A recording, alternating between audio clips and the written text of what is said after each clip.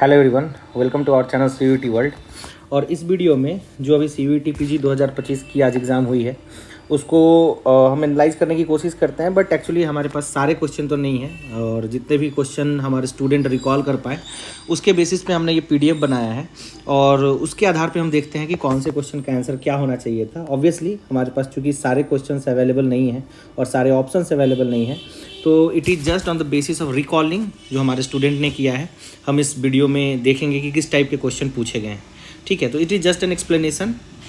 इस वीडियो को देखो, अगर इसमें आपके कितने नंबर आ रहे हैं, क्या हो रहा है, you can just comment. Okay, so now जो पहला क्वेश्चन था वो रिलेटेड था इससे कि हु सेड कि knowledge without justice ought to be called cunning rather than wisdom.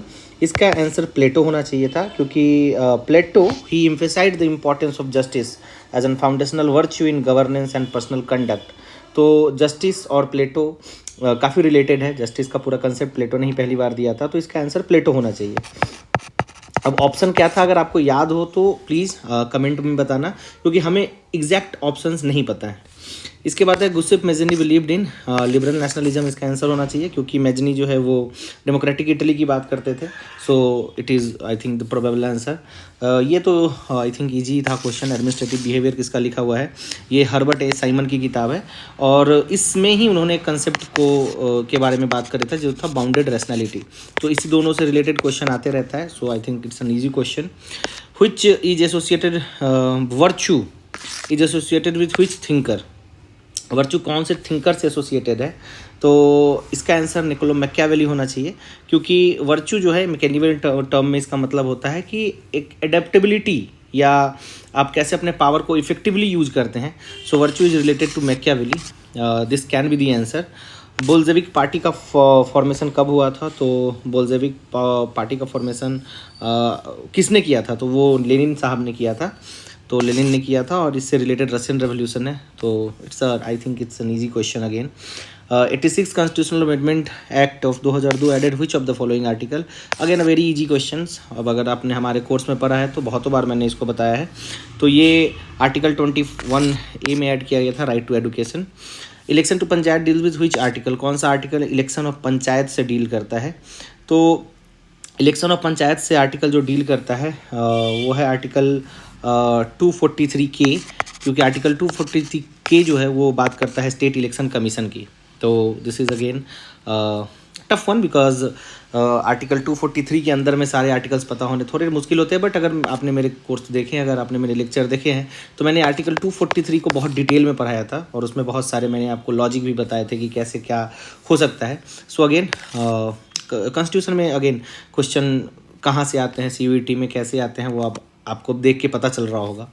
Now which thinker is associated with two concept of liberty, तो आइसा Berlin इसका आंसर होना चाहिए। दो कंसेप्ट ऑफ लिबर्टी से आइसा बर्लिन ही रिलेटेड थे, negative और positive liberty. Law is the command of sovereign is attributed to. Law is a command of sovereign, ये जॉन ऑस्टिन का जो है वो स्टेटमेंट है and it is a part of legal positivism theory जो John Austin ने दिया था। हु सेड मॉर्न is born free and everywhere he is in chain. Answer Rousseau, I think very correctly written answer Rousseau है इसका answer. और उन्होंने उनका जो काम था, जो किताब था, उसका नाम था द सोशल कॉन्ट्रैक्ट। उसमें उन्होंने इस चीज़ के बारे में बताया था। इसका मतलब क्या है, इसको फिर हम बाद में इस पर डिस्कस करेंगे जब पेपर आ जाएगा। व्हिच कंट्री ज्वाइंट सार्क इन 2007। अफगानिस्तान ने सार्क को 2007 में ज्वाइन किया था। क्योंकि ऑप्शंस हमारे पास अवेलेबल नहीं है, again 2 options only. Afghanistan is the probable answer.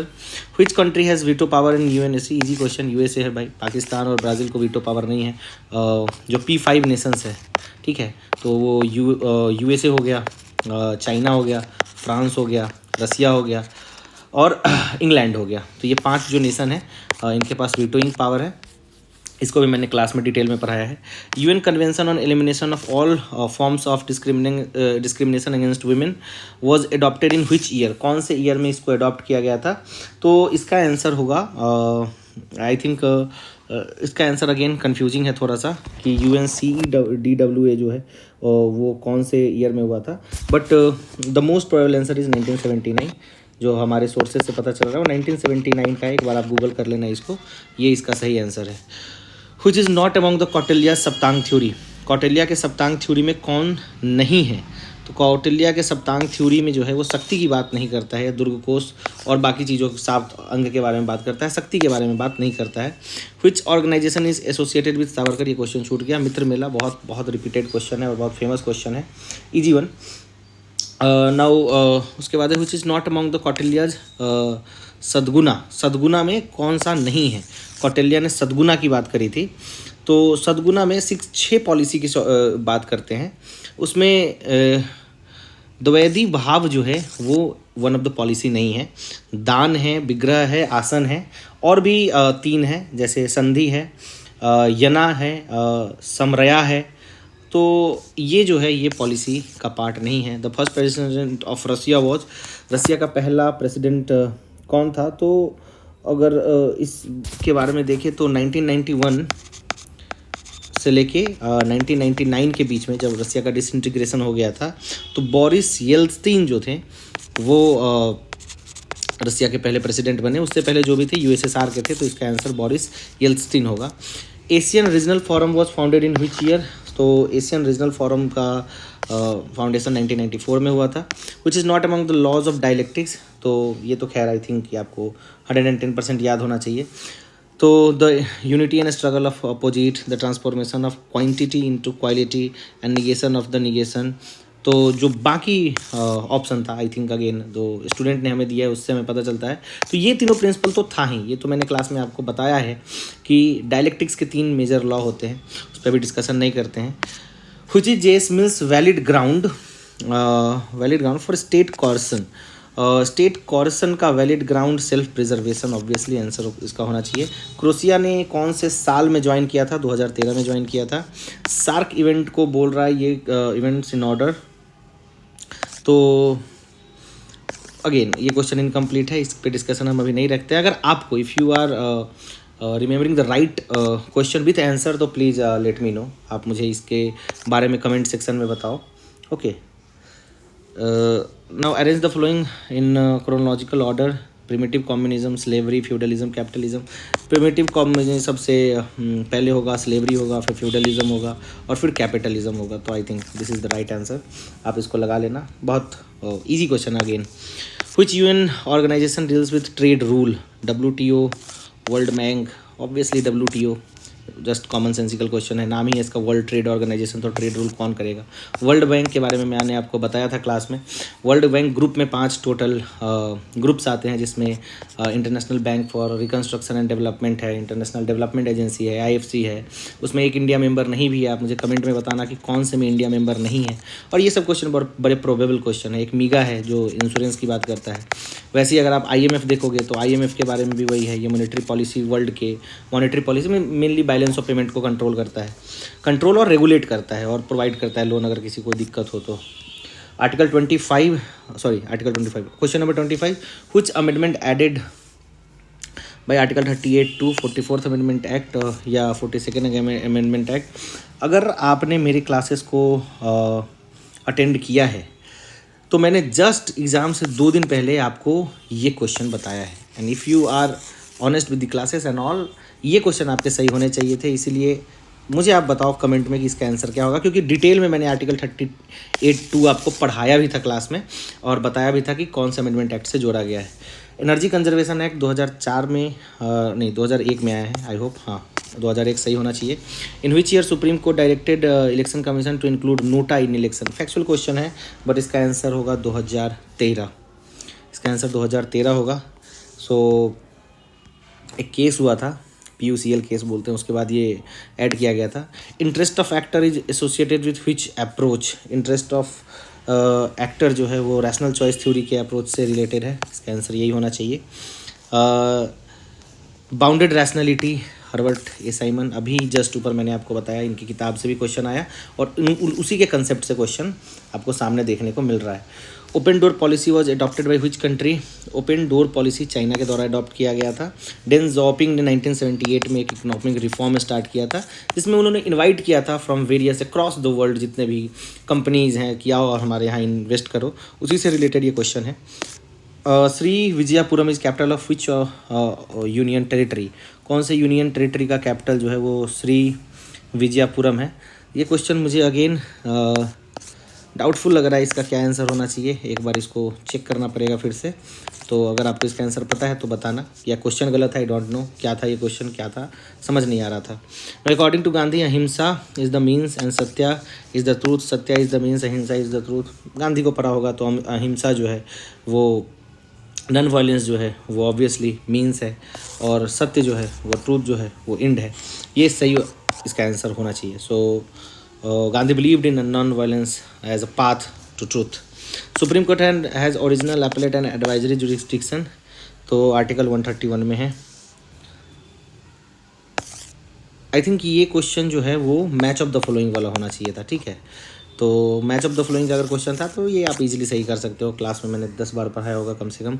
Original jurisdiction क्या है, अपीलेट क्या है, एडवाइजरी क्या है। इसके बाद है right to privacy as a fundamental was recognised in which judgement, justice case Puttaswamy case में इसको रिकॉग्नाइज किया गया था। मैंने आपको राइट टू लाइफ में आर्टिकल 21 में कुछ जजमेंट पढ़ाए थे। गोपालन केस हो गया, मेनका गांधी केस हो गया, केस पुट्टास्वामी केस हो गया, हादिया केस हो गया, और इन चारों केसेस के बारे में मैंने आपको जस्ट 2 दिन पहले रिवाइज कराया था।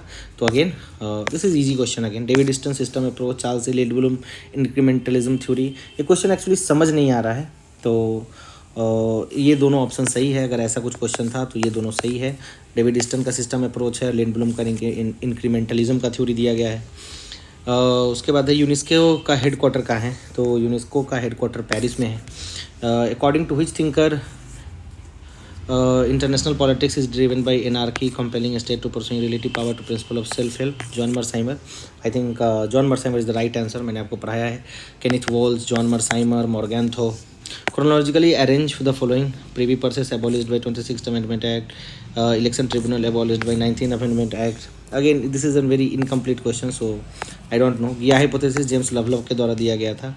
Tyranny of majorities commonly attributed to Alex de Tocqueville, सही आंसर है।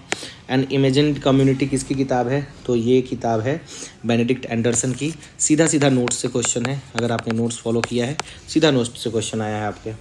Indian constitution commitment to secularism inserted in which part of the constitution. Preamble में हमारे सेकुलरिज्म के बारे में दिया हुआ है, फंडामेंटल राइट में भी दिया हुआ है, दोनों में दिया हुआ है। ये कोड वैल्यू है। ये क्वेश्चन क्या था ये मुझे नहीं याद आ रहा, मतलब ये क्वेश्चन मुझे नहीं समझ आ रहा, क्योंकि फंडामेंटल राइट भी हो सकता है, आर्टिकल 25 है, आर्टिकल 26 है, 27 है, 28 है, तो ये रिलीजन के फ्रीडम का ही राइट है, और प्रियम्बल में तो एक्सप्लिसिट लिखा गया है। तो ये क्वेश्चन अगर मैं देखूंगा तब बता पाऊंगा। ट्राइगी ली वॉज फ्रॉम विच कंट्री, कौन से कंट्री से है, ये नॉर्वे से है, और ये यूएन के जनरल सेक्रेटरी जनरल है। तो ये काफ़ी न्यूज़ में भी रहते हैं, और अभी करेंट अफेयर में ये था, तो फिर भी आई होप पता होना चाहिए ये।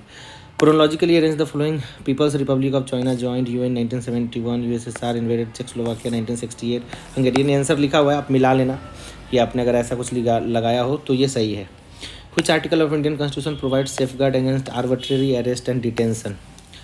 Arbitrary arrest and detention, article 22 मैंने पढ़ाया था, preventive detention, punitive detention.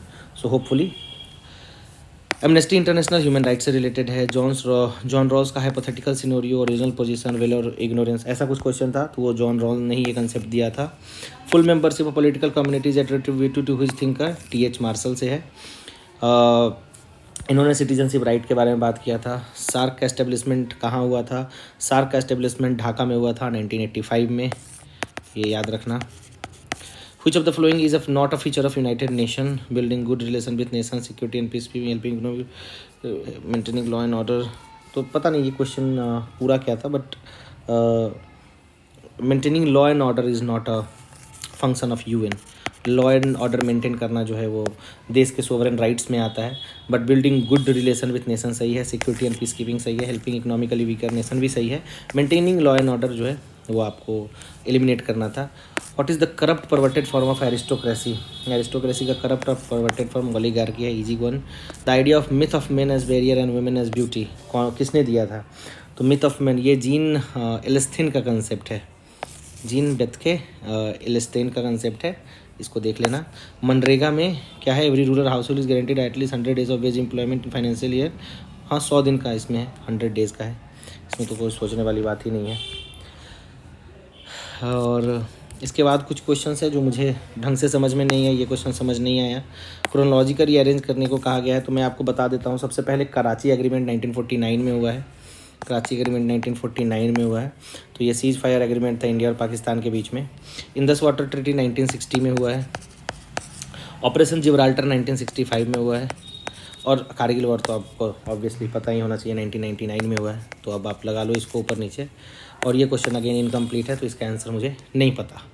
So probably हमने अभी 57 क्वेश्चन डिस्कस किए हैं, बाकी क्वेश्चन बच रहे हैं लगभग 3 क्वेश्चन 60 और 15 क्वेश्चन, 18 क्वेश्चन लगभग हमारे जो हैं अभी बच रहे हैं। तो काफ़ी क्वेश्चन होते हैं, 18 क्वेश्चन से तो बहुत कुछ पता चल जाएगा। बट जो मैंने अभी पेपर का लेवल एनालाइज़ किया है, जो क्वेश्चंस मैंने देखे हैं, मैं आपको बता दूं ये पेपर इजी टू मॉडरेट के लेवल में था, क्योंकि बहुत सारे क्वेश्चन इजी हैं इसमें और बहुत प्रोबेबल क्वेश्चन है, और जो क्वेश्चन टफ हैं तो वो किसी को नहीं पता होंगे अगर वो नहीं पता है तो। जैसे क्रोनोलॉजिकली अगर कुछ इवेंट पूछ दिया तो अभी मैं कुछ गेस नहीं कर सकता क्योंकि 18 क्वेश्चन बचे हुए हैं, लेकिन अभी तक जो मुझे क्वेश्चंस मिला है वो उतने भी टफ नहीं है। तो मॉडरेट के लेवल में तो मैं बोल दूंगा मॉडरेट है पेपर, काफ़ी क्वेश्चन इजी है, बहुत टफ पेपर तो नहीं है, हार्ड पेपर नहीं है बिल्कुल भी। तो ये एक एनालिसिस है, इसमें हो सकता है कुछ ऑप्शन ऊपर नीचे हो, कुछ गलतियाँ हुई हो, तो उसको आप कमेंट सेक्शन में बताओ। और जो भी मेरे स्टूडेंट्स हैं जिन्होंने मेरे से पढ़ा है, अगर जैसे मैंने 2 से 3 दिन पहले जो क्लास लिया था, आई थिंक वहाँ से सीधे उठ के 3 से 4 क्वेश्चन कॉन्स्टिट्यूशन के आपके सीधे दिख गए होंगे। जैसे आर्टिकल 38 सब क्लॉज 2 था, प्रीएम्बल वाला था। पंचायती राज से मैंने आपको पहले बता दिया था कि आर्टिकल 243 इंपॉर्टेंट होता है, इसको रट लो। ऑब्वियसली कुछ चीज़ें होती है पंचायती राज में जो बहुत क्लियर है कि वहाँ से क्वेश्चन आएगा ही आएगा, जिसमें से 243 के सब आर्टिकल्स हैं, मैंने आपको बता रखा था। बाकी जो मैंने आपको आईआर पढ़ाया, उस आईआर से भी आपको ठीक ठाक क्वेश्चन देखने को मिले। ऑर्गेनाइजेशंस जो मैंने सार्क बताए थे आपको, सारे मेंबर कंट्रीज़ के नाम रटवाए थे, लिखवाए थे क्लास में, तो आई थिंक कि काफ़ी क्वेश्चन वहाँ से आए हैं। बाकी आप मुझे कमेंट में बताओ पेपर कैसा था, क्योंकि मैंने एग्ज़ाम बैठ के दिया नहीं है और बाहर से बोलना अगेन एक ईजी काम होता है, अंदर बैठ के एग्ज़ाम देना एंड एग्ज़ाम टेम्परामेंट में एग्ज़ाम देना is a very different thing. So I hope for the comments. अगर वीडियो पसंद आया है तो just like the video and subscribe to the channel. Thank you everyone for listening.